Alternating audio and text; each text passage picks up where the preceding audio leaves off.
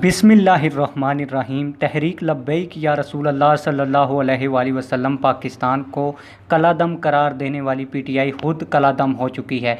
PTI election नहीं लड़ सकती। इलेक्शन कमीशन ऑफ पाकिस्तान, मुकम्मल ख़बर आप लोगों को पढ़ के भी सुनाऊंगा और वीडियो में सबूत भी दूंगा कि ये इलेक्शन कमीशन ऑफ पाकिस्तान ने बड़ा एक ज़बरदस्त फ़ैसला किया है। लेकिन वीडियो शुरू करने से पहले आप लोगों से एक छोटी सी रिक्वेस्ट रहती है, अगर आपने अभी तक चैनल सब्सक्राइब नहीं किया तो चैनल सब्सक्राइब कर दें और बेल आल नोटिफिकेशन भी ऑन कर दें ताकि आने वाली इंटरेस्टिंग वीडियोस सबसे पहले आप लोगों तक पहुंचती रहें और इस वीडियो को लाइक भी कर दें। खबर ये है कि PP84 में ज़िमनी इलेक्शन होने जा रहे थे, जिसमें पीटीआई के जो उम्मीदवार थे उसको कलादम करार दे दिया गया है, यानी कि वो इलेक्शन में हिस्सा नहीं ले सकते। ये आपको जो ख़बर है इसका सबूत वीडियो के अंदर चल रहा है, मैं आपको पढ़ के भी सुना देता हूँ।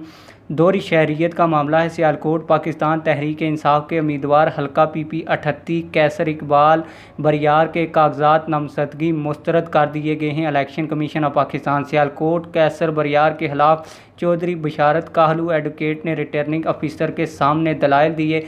जो इन ये दलाइल सुनने के बाद रिटर्निंग ऑफिसर ने फैसला किया है कि पीटीआई के जो कैंडिडेट हैं इलेक्शन में हिस्सा नहीं ले सकते, क्योंकि ये दोहरी शहरियत रखते हैं।